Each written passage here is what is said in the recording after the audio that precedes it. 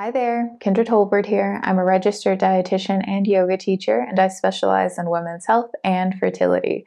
And today I have an interview for you. I just interviewed Deanna Belleney Lewis, who is a registered dietitian, a public health professional, and the co-founder of Diversify Dietetics. She's also a new mom, a first-time mom in her 30s, and that was the reason why I invited her to join us today. I think it's really important and incredibly powerful to hear a variety of stories of what preconception, pregnancy, and postpartum can look like. And so I know that you are going to enjoy hearing Deanna's story, so we're going to get right into it. Hello, hello. Thank you so much for joining me today. I'm really excited for everyone to have a chance to meet you. So let's dive right in. Go ahead, introduce yourself, tell us who you are, and a little bit about what you do. Yes, I'm so happy to be here. Thanks, Kendra, for having me. My name is Deanna Belleney Lewis. I am a registered dietitian and a public health practitioner. And in 2018, I co-founded an organization called Diversify Dietetics, my heart, my baby. And our mission is to increase the racial and ethnic diversity of the field of nutrition by empowering nutrition leaders of color. Been doing that for 6 years, but also, like I said, doing some public health work. And then as of the last 3 months, I had my first child. So that has been the things that I've been juggling. And yeah, I just love connecting with other dietitians in this space and other people just like passionate about health in general, community health. So happy to be here. Yay, I love that. So many hats that you're wearing, and one pretty Yeah. new hat, which is actually Yeah. why you're here to chat with us today. So that's the first thing I want to know about. What's it like being a new mom? Oh man, it changes. I feel like every week, every day, maybe I feel like I've had very low expectations at first, which is I feel so bad to say, but it's fine. It is what it is. Because I really thought that like I was going to be losing a part of myself, and I feel like I have so many friends that like wear this badge of motherhood so proudly. And I was on the fence for a while about if I wanted to have children, and was like, I don't want it to be like my identity is this. It's an important part, but like I didn't want it to be my everything. So anyway, felt like I was kind of going to lose a part of myself. But since having Ella's the name of my daughter, since having Ella, like it's a whole mix of like so much joy and happiness and love that she brings me that I just like wasn't expecting, and had so many people be like, when you become a mom, you'll understand X, Y, and Z. And I'm like, okay, yeah, whatever. But that like joy piece is something that like I feel differently than I did thinking about it. So it's been a learning experience, and it's been a lot of emotions, but overall it has been good. Oh, I'm happy to hear that. I actually Yeah. want to go back to something that you said. You said before having her, Mhm. kind of went back and forth. So can you tell me a little bit about what preconception looked like for you? Yeah. So, I mean, I think I didn't decide that I wanted to have children until I had nephews. Like that feeling was like, wow, I love them so much. And this is like so cool to watch somebody that like my brother has 4 boys. I have another brother that has 2. And just like watching them grow and have a piece of, your family growing was just a really like, whoa, eye-opening experience. And so I was with my partner at the time for like a couple years, and I'd been like, we were both kind of on the same page of like, maybe we're not that interested in having kids. And then that shifted for me. So I was like, so this is how I'm feeling about children now. I think I do want to have kids. And so, but we had, weren't even engaged, weren't married yet, had a lot in our early 20s, like had lot of life to still live. So I knew it wasn't anytime soon.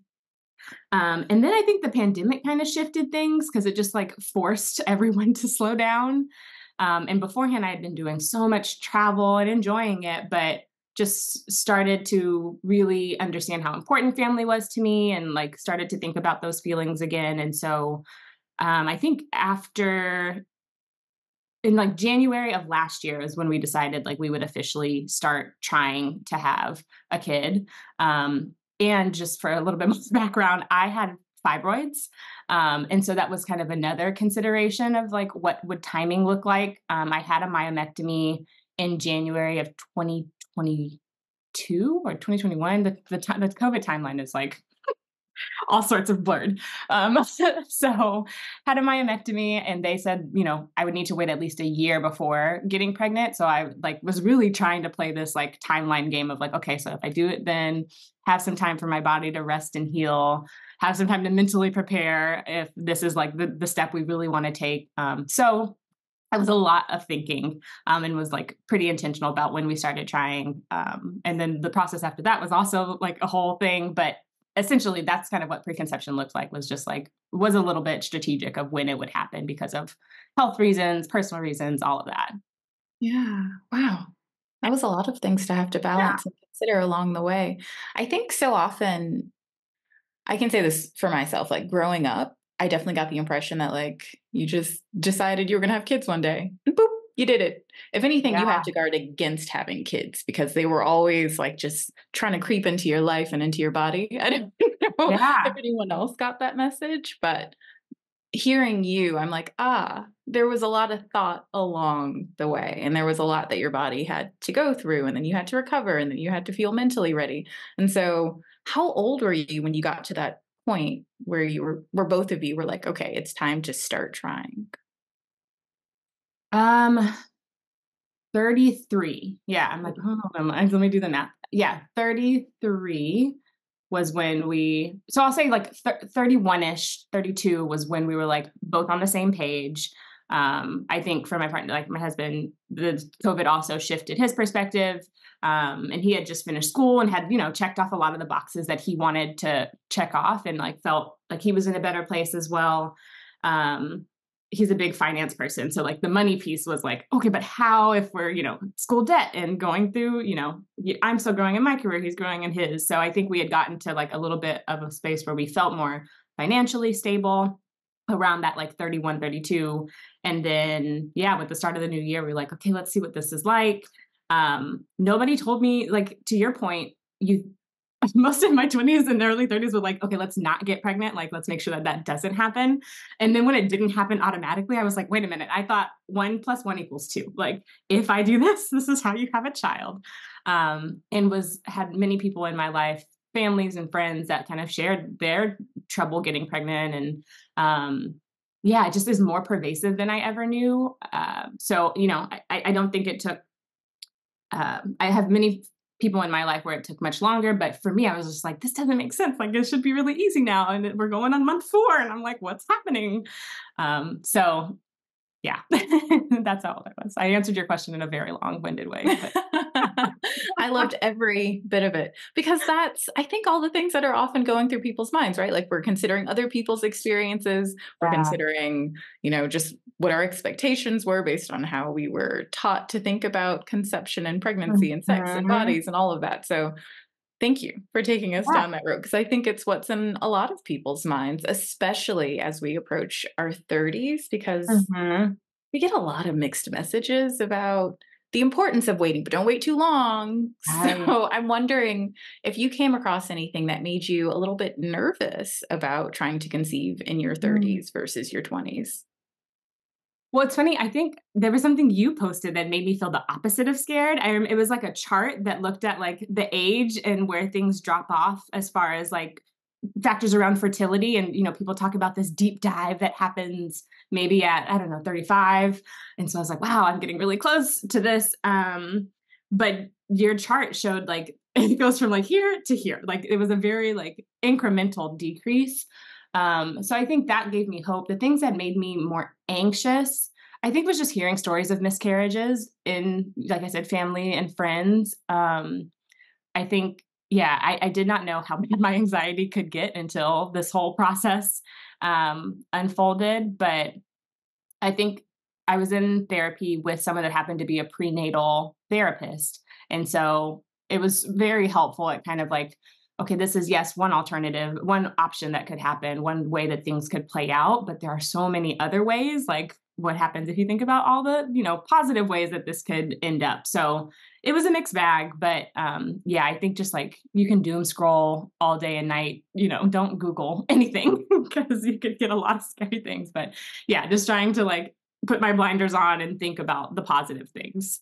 I'm really happy that you mentioned that. I feel like it's something that comes up whether someone has had difficulty conceiving or not, is just you think that the anxiety stops once you get pregnant. But then there's like a new thing for people to consider.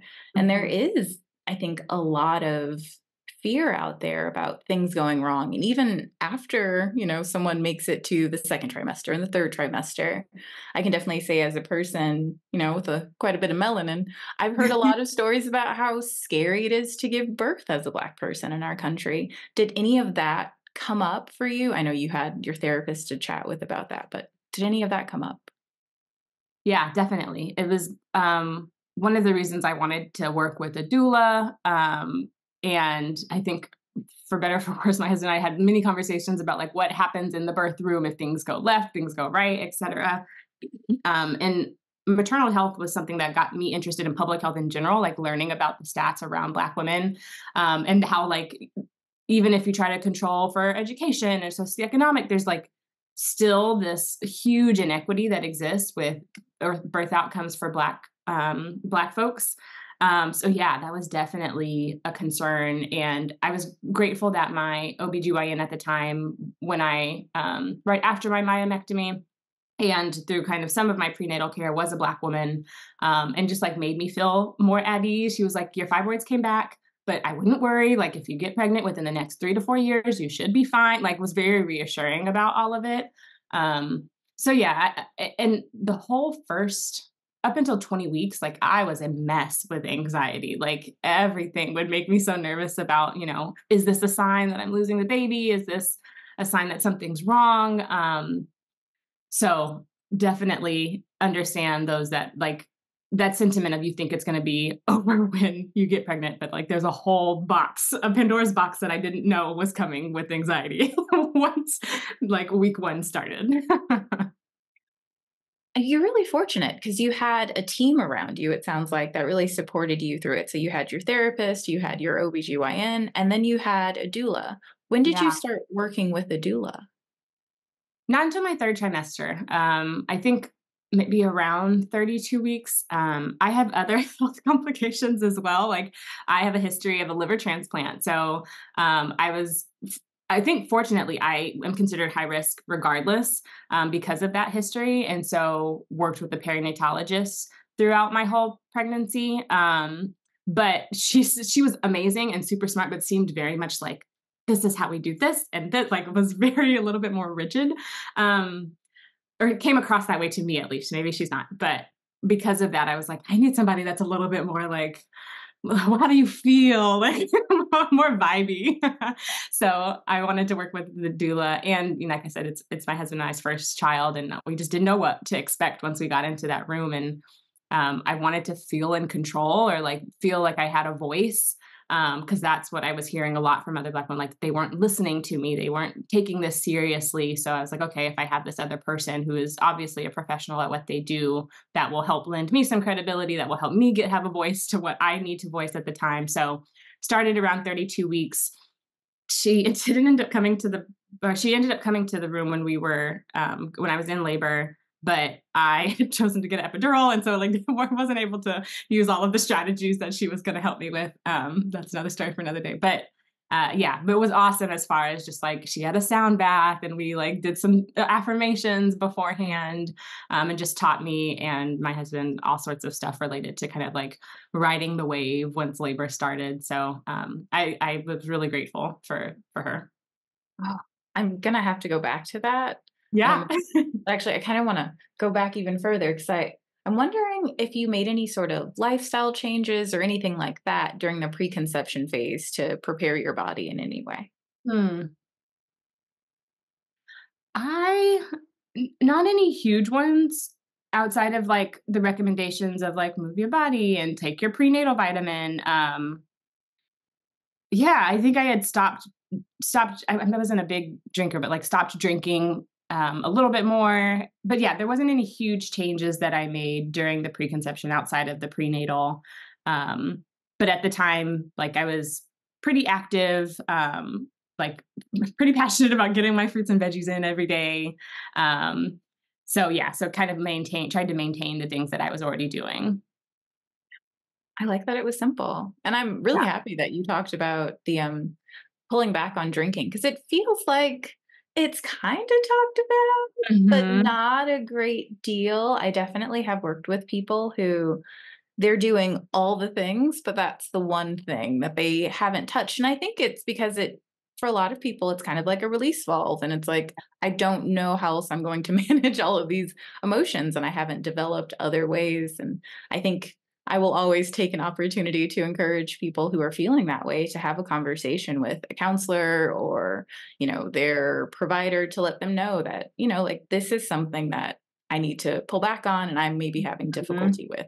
Not suggesting that was your story, but Right. I'm encouraging anyone who's Yeah. listening. Like, you don't have to just kind of like try to white knuckle it and give up alcohol on your Mhm. own. There's support out there, and it is an important part of the preconception journey. So, thank you for Yeah, that. and I think there's so many right now we're at a time where a lot of folks are like sober curious and there's more like mocktails and alternative drinks and my husband as well was kind of going through this phase where like I just don't like the way it makes me feel. I'm like, okay, well we can be in this together.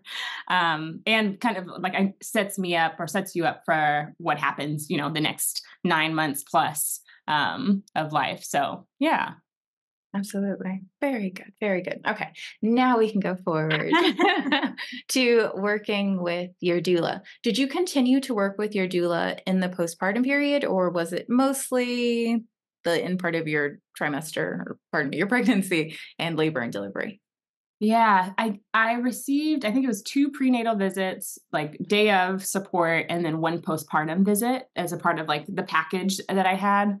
Um, but I feel so badly now. I'm like, oh my gosh, I never followed up with her for that postpartum visit. We had it scheduled for one day, and then I think we had a doctor's appointment, and then Ella. I wasn't ready for people to be around her yet. So anyway, for reasons, we didn't do the postpartum visit, but mainly worked with her beforehand, and then, like I said, she was there the day of as well. And what has postpartum care looked like for you with Mm. your provider?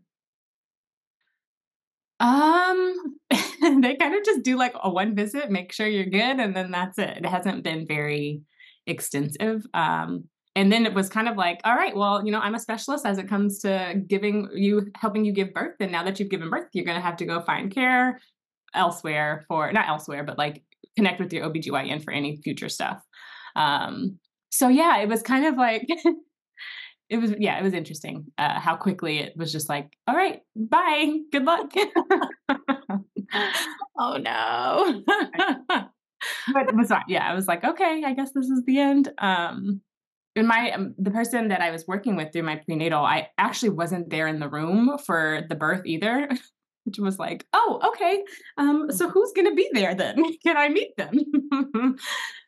So that was a eye-opening experience, but the team was awesome. Like, it was I gave birth at UCSF, so it's a university hospital, so I was really nervous about it being a teaching hospital and having, like, so many residents and different people coming in and out, but, yeah, I don't know what's different in medical care, but it was, like, top-notch, very, like, empathetic and a lot of explaining and, like, take your time, make a decision, because I had to be induced, so there was just, like, so many factors with that, that they really helped me kind of walk through. So the care up beforehand and during were amazing. Afterwards, they're kind of like, all right, great 6-week visit. Do you want an IUD? No? Okay, bye.